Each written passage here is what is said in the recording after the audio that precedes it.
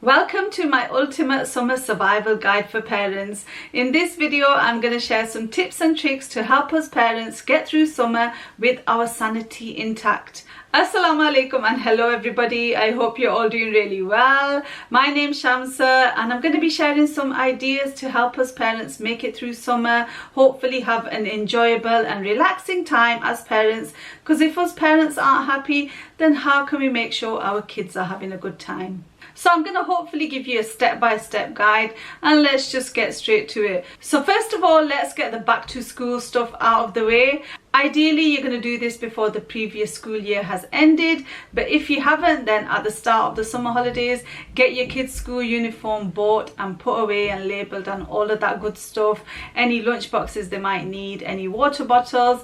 Get it out of the way now, because you don't want to do that last minute rush the day before school starts when they've not got any shirts and trousers left in the size that your child needs. All of the supermarkets have their cheap uniform deals, so definitely take advantage of them and go online for anything you can't get at your local supermarket or something that's specific for your child's school.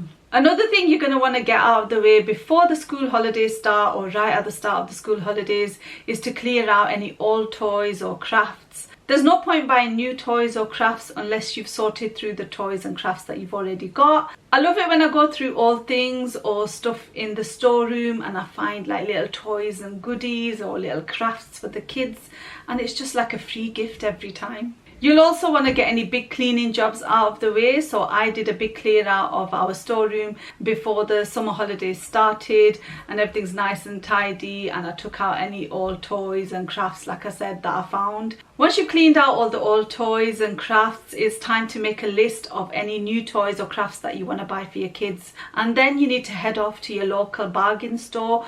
For me, that's Poundland, or you can go online. So get your list of things that you want to buy and things that you want to keep your kids busy with over the summer. Take it along to your shop and pick up all them goodies and crafts that are going to keep your kids occupied this summer. Colouring books, colouring pencils, stick on googly eyes, whatever you can find. Put the crafts away somewhere where only you or your partner can access, and then take them out every once in a while when your kids are bored and they need some extra activities. If you just leave them out for the kids, they'll destroy everything. That's what happens in this house anyway. So as well as spending a nice amount on crafts from Poundland, I bought some magnetic tiles from Amazon. They've got some really good reviews, and I thought it's useful to keep the kids busy for a couple of hours every few days. I'll put a link to the ones that I bought in the description. So preparation is key, and it makes things a lot easier. I love the quote, "Failing to prepare is preparing to fail."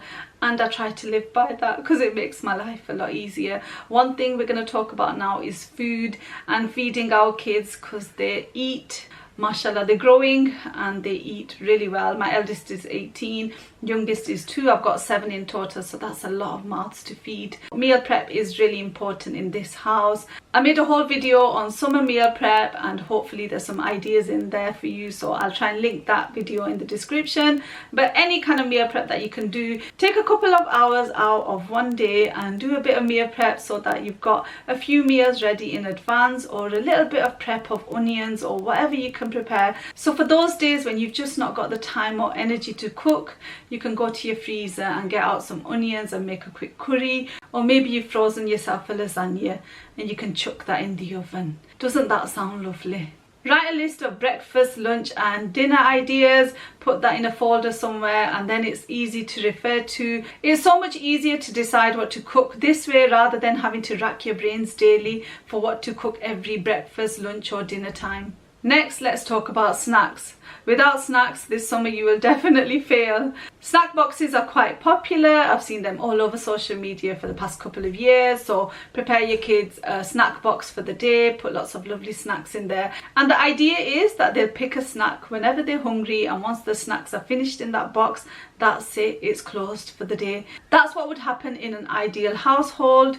In my household, it doesn't quite work like that. Before breakfast, that snack box will be demolished, and they'd be bugging me for the rest of the day. So what we do instead is just leave the snacks in the cupboards, like multi-packs of crisps. Once they're done with that, if it's too late in the day, I won't put any more out, or the following day I'll pull out some more snacks from like a hidden place in the house. So So next, let's talk about outings and days out. So it's a really good idea to make a list of all the possible days out. This is because it's difficult to remember off the top of your head. You might forget that you can go to a specific place for a day out. Make a list of all the parks in your locality and plan to do a tour of them. I've actually made a video on 5 free activities to enjoy this summer. If I remember, I'll link it in the description for you. But yeah, make a list of all the free things you can do, or the cheaper activities, and then make a list of those that are a little bit more special or expensive, like days out at the theme park. And what you can do is put those activities, one each, on a sticker.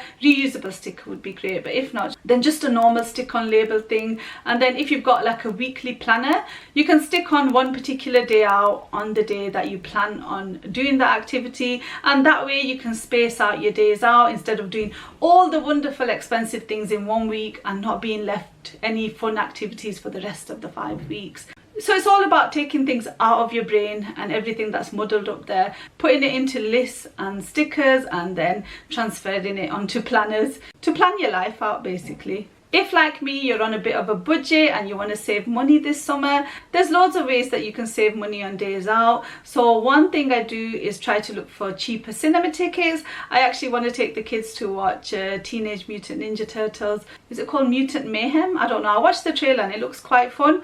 So I tend to get cheaper cinema tickets through this app called Fever. I found it recently when I was just doing a random Google search for cheap cinema tickets. Sometimes they have offers for cheap cinema tickets on Groupon, or use this app Fever. Maybe they've got something in your area as well. Asda also has this offer: if you get 2 pizzas and a drink, you get a free cinema ticket or a free Sky Store voucher. So the free cinema ticket that we get is for View, and yeah, you just get a voucher code and you basically get yourself a free cinema ticket. So you can do that as well. So there's plenty of ways that you can save on cinema tickets rather than paying the full price. And then while you're at the cinema, you can save on snacks by just getting some from your local supermarket. Get a 6-pack of the Butterkist popcorn, some multi-packs of sweets and chocolates, some multi-packs of drinks, and take them along in your backpack. Well, you don't have to take a backpack, but take them along in your little bag. And it's not illegal or anything, you're fine, even though it does feel really illegal, doesn't it? One of my kids recently spent £20 on 2 small popcorns and 2 small drinks at the cinema, and I was totally unimpressed. I was thinking, are you my son? Did you learn anything from this bargaining mother of yours? I guess not. I guess I need to teach him a couple more tips and tricks. Another simple way that I save money when we're out, especially at the park, is if the kids want an ice cream and it's a nice hot day, I don't go to the ice cream van. God bless the ice cream van men. They're doing a good job. And that's how they make their money. That's great, but it's really expensive, isn't it? Especially if you've got a lot of you. So sometimes there's a Lidl or an Aldi or even another supermarket close by, and you just get the multi-packs of ice creams and take them along to the park, and it saves you a lot of money and it tastes really nice still, so why not? So this next one is really important for us, especially in the UK. Rainy day activities. You look out the window, it's raining again. And I think we're forecasted rain for the next fortnight, and I'm thinking, why?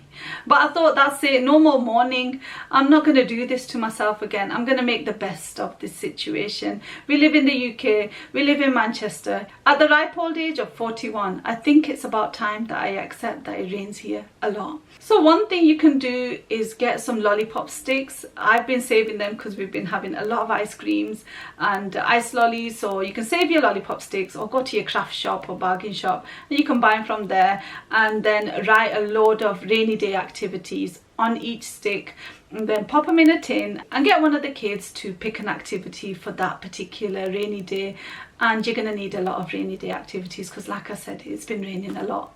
When you think about it, there's loads of activities you can do on a rainy day. There's the more common ones like watch a movie or bake some cookies. But then there's the more uncommon ones like make paper mache balloons or objects. So a really cheap way to make your paper mache glue is to use 1 cup of plain flour with 2 cups of normal tap water, and then heat it up either in a pan or in the microwave. So pop it in the microwave for about 30 to 40 seconds at a time, and then give it a stir. And do that for a couple of times until it's a thick soup consistency, not too thick, and if it gets too thick, add some extra water, but you want it to be thick enough so it's like a glue. And then I picked up a load of Lidl magazines or Aldi ones or whatever you can pick up. Rip the magazines into strips, get some balloons and blow them up, and have lots of fun gluing on your magazines to the balloons. Wait till they've dried, paint your balloons, and it's just a really fun activity. And since we're forecasted a couple of rainy days, it'll take up a couple of days while your paper mache balloons dry, and the following day you can paint them and then draw on them and add some hair or whatever else you want to do, but that'll take up a good couple of days. So it's a wonderful activity, a little bit messy, but it's fine. Another really fun activity I've seen is bouncing balloons. So you get 1 tablespoon of fairy liquid, 2 tablespoons of sugar, 4 tablespoons of water, mix it all together, and then you've got bouncing balloons. So if you put it on your sleeve, the bubbles kind of bounce off your sleeve, and it's just really fun and exciting, and obviously the kids love it. Don't be afraid to venture outside when it's raining. Get your kids wellies on, raincoats, and take them outside to splash in muddy puddles. Peppa Pig would be proud. The kids absolutely love it, splashing in the rain and making a mess, and when they come home afterwards, they are really relaxed and more than happy to sit in front of a movie or to watch TV while you get to relax as well. So it's a win-win situation really.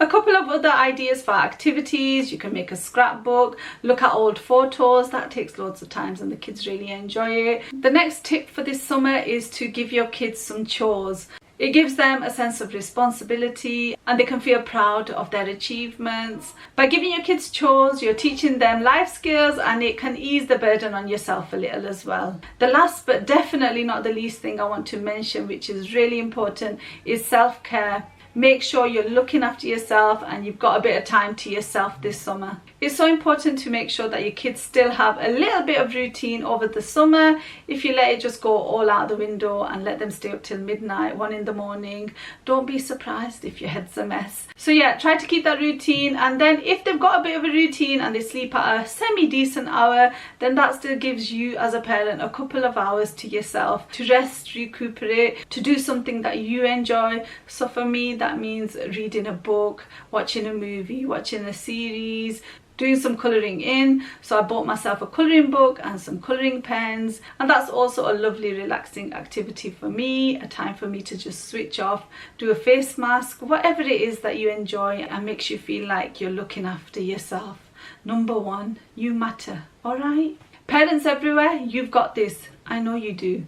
Anyway, I really do hope you found this useful. I hope it gave you some ideas. I'd love if you could share any ideas that you're implementing this summer holiday to help me and anyone else who's watching. Jazakallah, thank you so much for watching, and well done if you got this far. Give the video a thumbs up if you can, and inshallah I'll see you really soon. Take care, salam, bye.